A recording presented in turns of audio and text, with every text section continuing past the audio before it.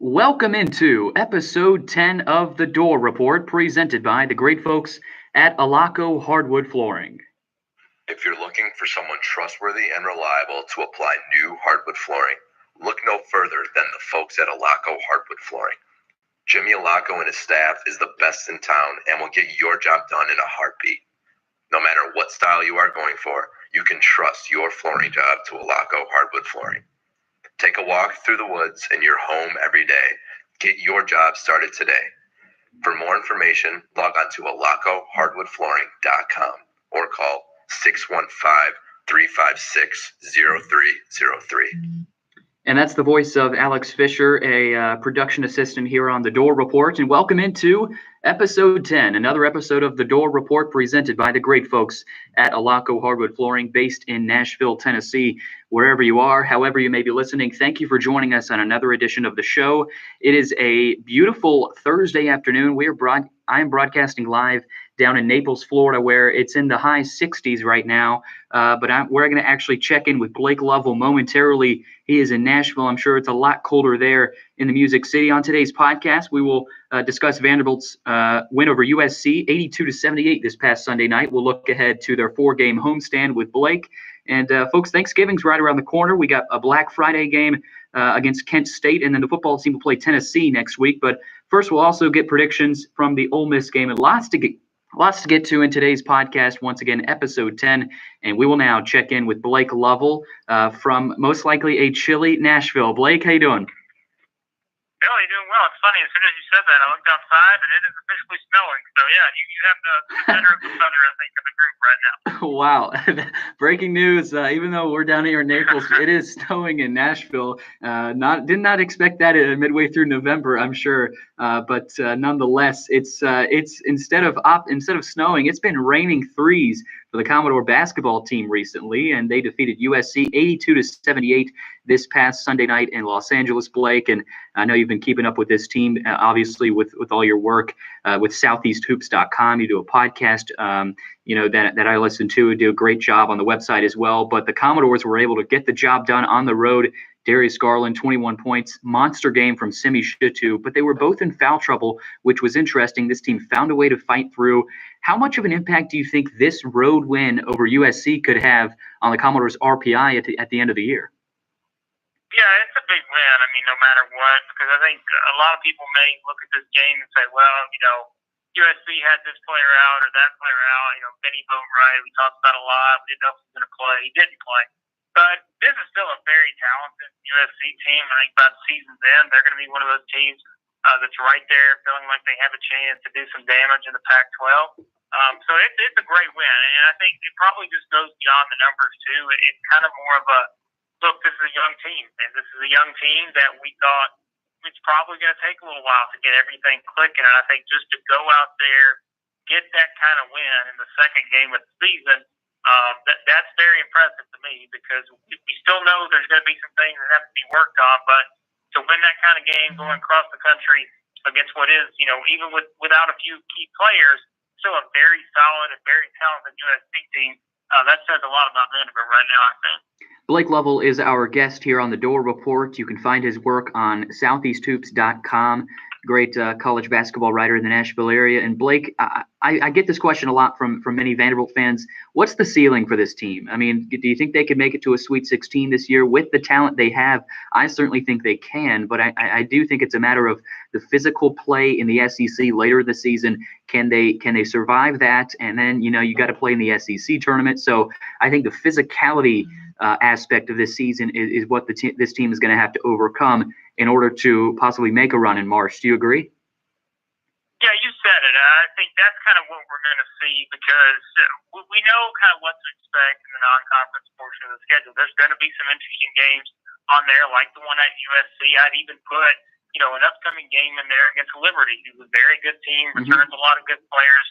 We kind of know how they're going to approach those games, but once you get into SEC play, it is sort of a different animal, and it's a different sort of experience when you're going through two of those elite games every week, and you're having to deal with the physicality. It's an aggressive type of league where, as we all know, there's a lot of fouls called. There's a lot of, physical styles of play all throughout the conference. So that is one of the things you look for with this team, and there are other things as well. Defensively, they're not where they want to be just yet. They're going to have their lapses on offense, maybe where shot selection isn't great, but that's what you expect out of a young team. And I think those are the things you really got to keep an eye on moving forward. But from a talent standpoint, when you have guys that are that talented leading the way, you can beat a lot of good teams on any night. And you kind of feel that way with the Vanderbilt team is as long as everybody else continues to play well, aside from the guys, that are getting all the attention with Garland, Chitu, if Joe Toy continues to play like he's playing, that's a big boost.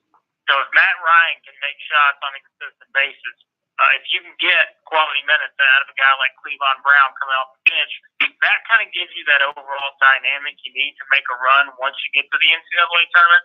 So those are all very interesting storylines to me that we're definitely going to be watching moving forward.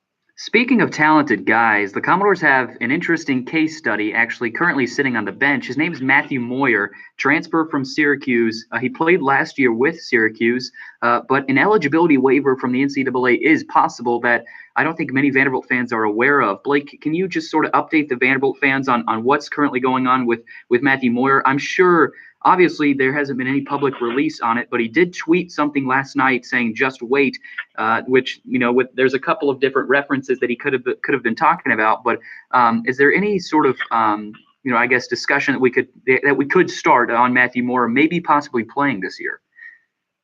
I think the discussions, and most people have heard, you look all around the nation and you're seeing some of these guys get waivers. It's kind of like there's no real rhyme or reason sometimes why the NCAA does things. And I think that's probably the biggest situation, or biggest point of where it's at right now is that because you're relying on the NCAA, you don't really ever know what they're going to do. Nope. And they're not exactly ones that seem to be in a hurry to do anything. So to me, it's still one of those wait-and-see situations because they're just seemingly just kind of free-flowing now in terms of how they grant some of these waivers. And, based on what it used to be, which we always used to talk about this and say, well, it's silly how they won't grant player A, a waiver because of this situation or that situation. And now it's like, well, there's no real reason why they do some of these things. And so I think it just makes it much harder to predict what they're going to do moving forward. They're going to have to kind of define how they want to do this, other than just saying, hey, we're going to give one to this guy and not give one to this other guy. Because that kind of seems like where we're at this point. You're going to have happy fan bases, unhappy fan bases. So once they get figured out, that probably gives us a clear picture. But there's no doubt that, you look at someone like Moyer, who is, you can use all the depth that you can get in the SEC. I think adding someone like that who's very athletic would be able to help them on both ends of the floor in a variety of ways. That would be a nice thing to have. As for, is it going to happen? I think when you're dealing with the NCAA, there are absolutely no guarantees, that's for sure. Well, you talked about adding depth, and the Commodores just added a couple of signees yesterday, Austin Crowley and Dylan Disu. They officially became a part of the program yesterday when the program announced the signings of their letters of intent to play next season. What can you tell us about these two guys, Crowley and Disu, that the Commodores recently picked up? Yeah, I think those two, and this is something I always look at because I know we're kind of in that star era where everyone looks at the star rankings and yes, these are two guys that are 4-star players and that's great. But I think you also have to realize that it's not just a star thing. It has to be guys that can fit how you want to play. And I think that's where you look at these two guys and say, okay, here's a guy who can do this, here's a guy who can do that. And they fit exactly how Bryce Drew wants to play in sort of that open type of system where you have guys that aren't just necessarily a specialist at one thing or this or that. They can do a lot of different things. They can score in different ways. They've got good size. They have that athleticism. And, Billy, we look at this team this year, just the pure athleticism on this Vanderbilt team with these young guys added to the mix. That's what you want. When you want to play this type of style, you want to be able to get up and down the floor.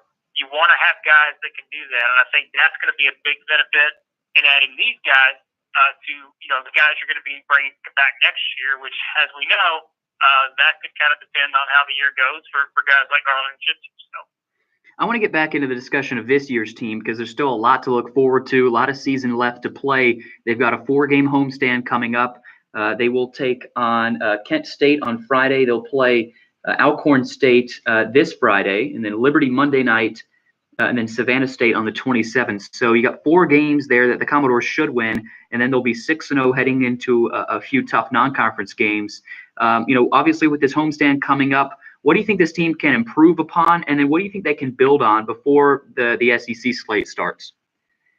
Yeah, I think it just goes back to the defense. I really think that's going to be the biggest thing you look at with this team, where you get that a lot with young teams. There's going to be some moments where you just kind of have, like I mentioned earlier, just have those lapses on defense where you kind of get off track and maybe, the communication's not here or there. You kind of have some weaknesses in that area. And I think that's where you're going to see probably this team, that's where the improvement's going to come.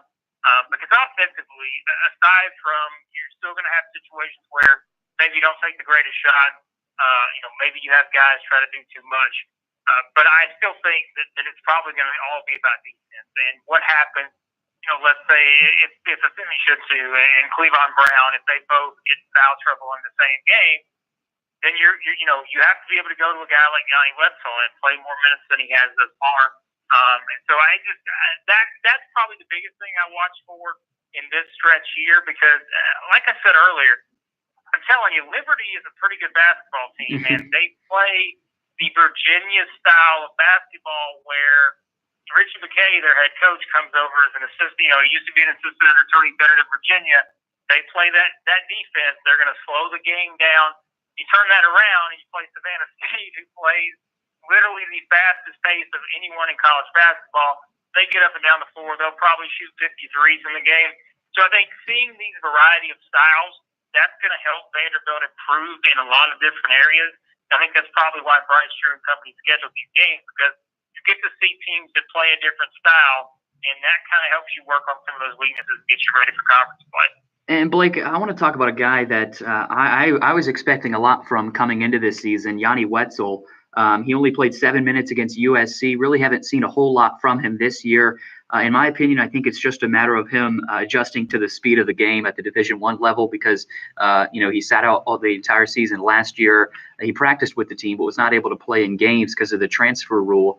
But in terms of maybe some improved play and increased minutes, what do you think we could see from Yanni Wetzel towards the end of this year?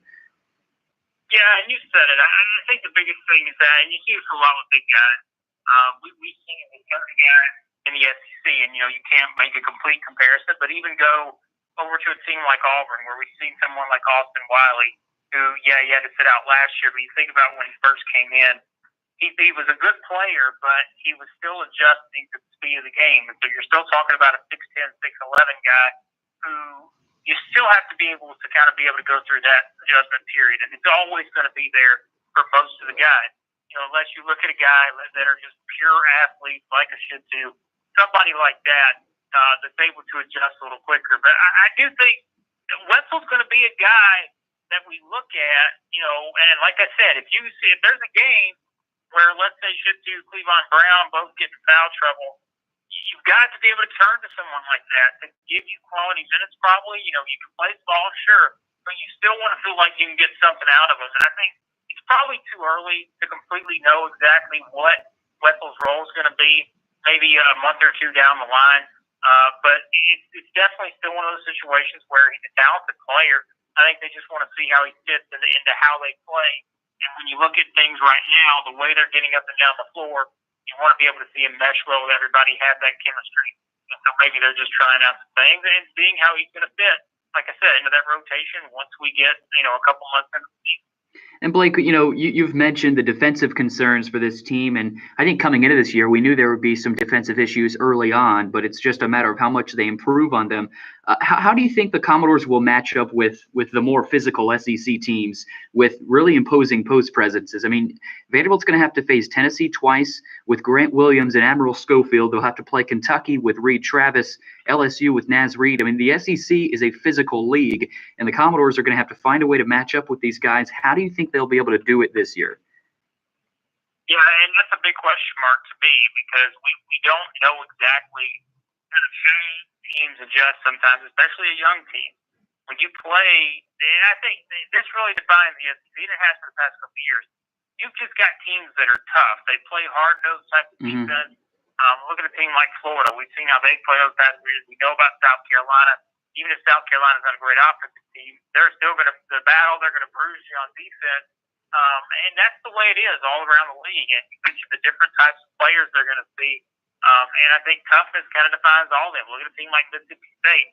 You go down their roster. I mean, they've got 6'8", 6'10", 6'10", and it's just like there's a lot of good big guys in this league, and there's a lot of players that maybe aren't, 6'9", 6'10", that are 6'4", 6'5", that still play with such a physical style that it can really, make an impact on you. It can kind of put you at a disadvantage sometimes, even if you're the more talented player, because I think we look at, someone like Garland. He is going to be one of the most talented players in the league this season from a guard standpoint because that's his skill set. He's that good, but you have to be able to endure that grind that comes along with conference play. And even in a year like this where we're seeing some SEC teams struggle out of the gate, but I don't know that it's necessarily a surprise.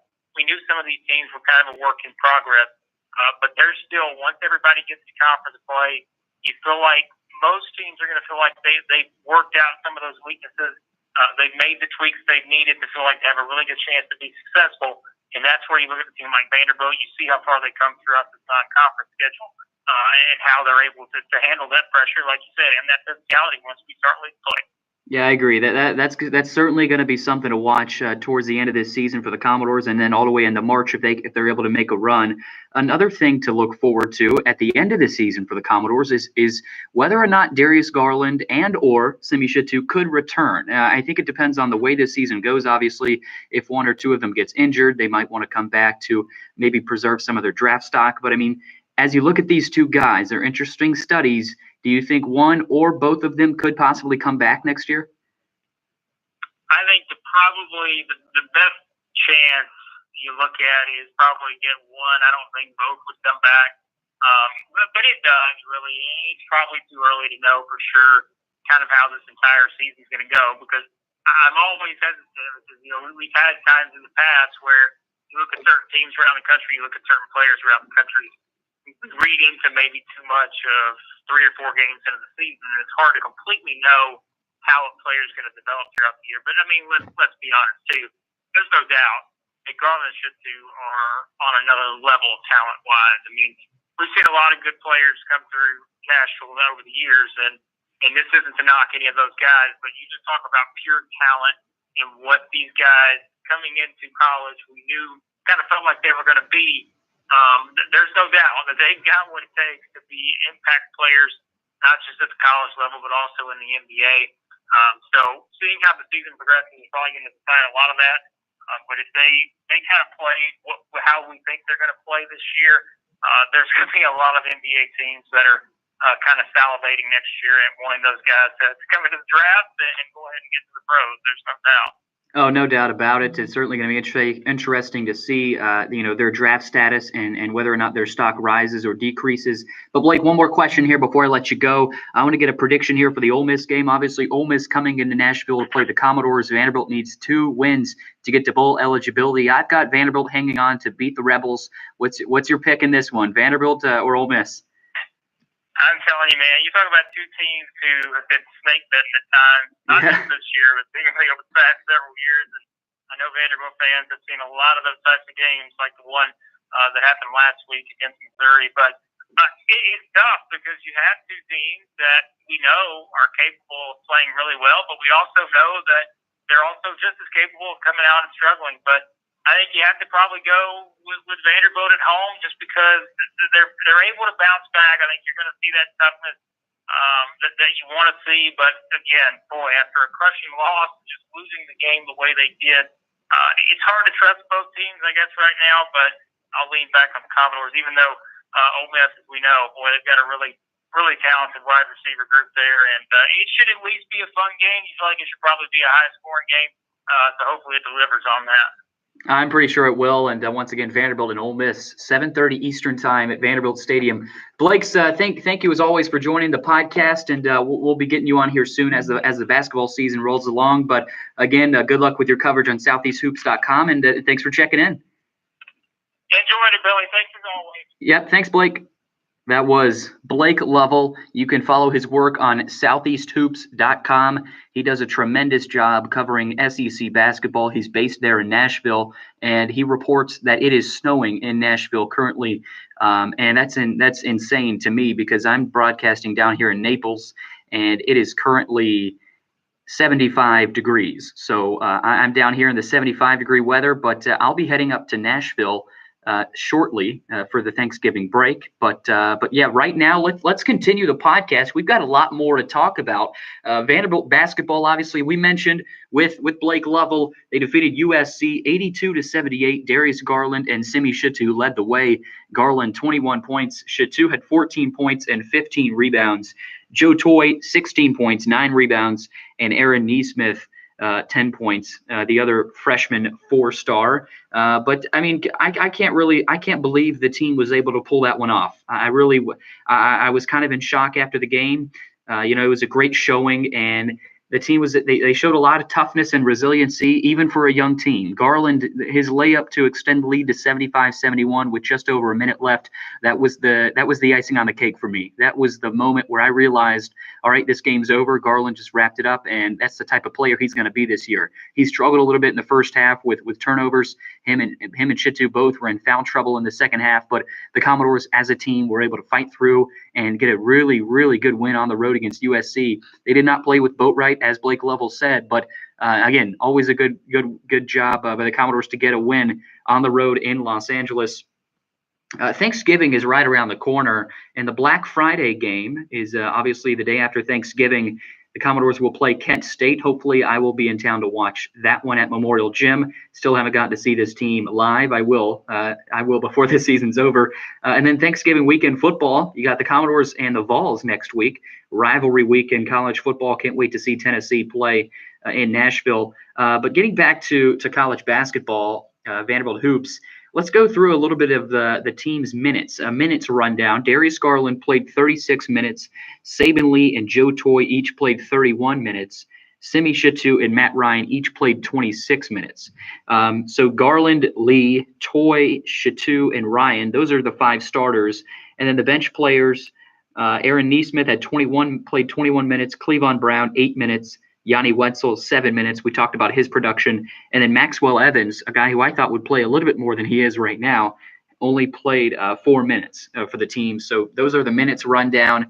After the game, the team was celebrating in Los Angeles at In-N-Out Burger. Bryce Drew actually said, you can't go to the West Coast without stopping at In-N-Out Burger. Obviously, you had the players posting on social media, and it was definitely a well-deserved post-game meal in Los Angeles. Darius Garland was named SEC Freshman of the Week.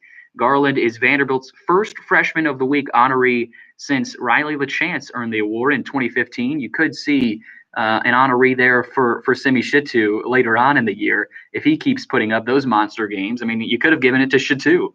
You could have given it to either of those two. So, I mean, Vanderbilt's just blessed with these 2 freshmen this year. And once again, taking a look ahead at their 4-game homestand, they will play Alcorn State tomorrow night at Memorial Gym. Liberty on Monday night. That will not be an easy game, according to Blake Lovell. Kent State on Black Friday, the day after Thanksgiving.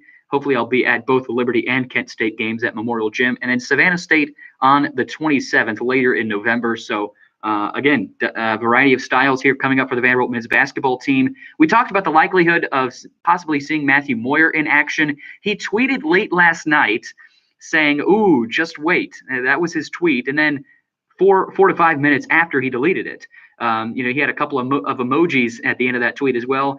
Now, he could be referencing a couple of different things, possibly coming back and receiving a waiver shortly, or I've heard other people talking about the fact that, you had the 2 signees sign yesterday, and his tweet was the same day they signed, so maybe he's just looking forward to next year. So, again, lots of speculation from Vanderbilt fans out there whether or not Matthew Moore could be playing this year, but we shall see tomorrow night if he suits up and if he plays against Alcorn State. And speaking of the signees, you got Austin Crowley, shooting guard, 6'6", 175. Obviously, both these guys are pretty slight. They got to gain a lot more weight in the weight room, but they have talent nonetheless. Crowley is out of West Point, Massachusetts. He chose Vandy over Gonzaga, Memphis, and Alabama. So Crowley's going to be a talented guy for this Bryce Drew team. Dylan Disu, as we talked about, power forward, 6'8", 190 pounds. He's a very thin guy, but Bryce Drew actually said he's gained 8 pounds here in the past month or so. He's out of Pflugerville, Texas, so a Texas guy. He chose Vandy over SMU, Georgia Tech, and Illinois. So that's the hoops fix. But let's talk about football. Obviously, the team suffered a tough loss, as Blake mentioned, to Mizzou last week. I'm sure the team has struggled getting over that one, but they have to. Everything's right in front of them. The opportunity is there to get to a bowl game. They're sitting at 4-6 right now. They've got Ole Miss and Tennessee at home coming up.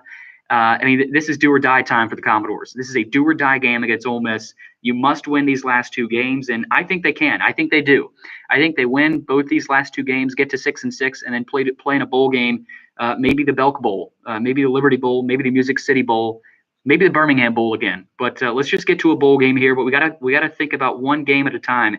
If you're this team, again, this Vanderbilt football team has a lot going on right now. Obviously, you got the athletic director search, and there have been new developments from Chris Lee from VandySports.com on their website. End quote, the only candidate thought to be on the radar right now is Malcolm Turner from the NBA G League. Malcolm Turner is the president of the NBA G League.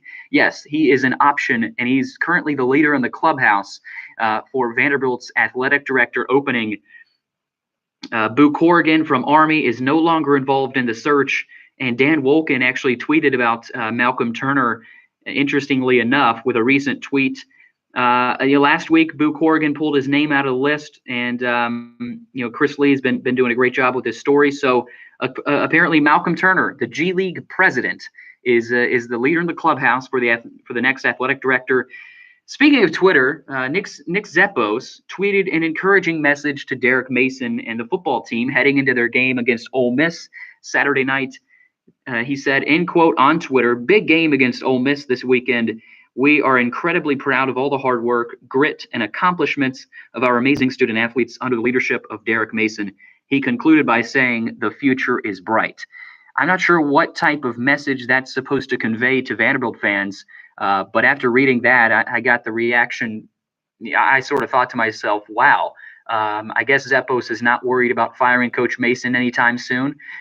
He has to be worried about hiring an AD. I do think we will have an AD hire shortly for the Commodores. But again, this is a tweet that basically signals to Commodore Nation that Derek Mason is not going anywhere.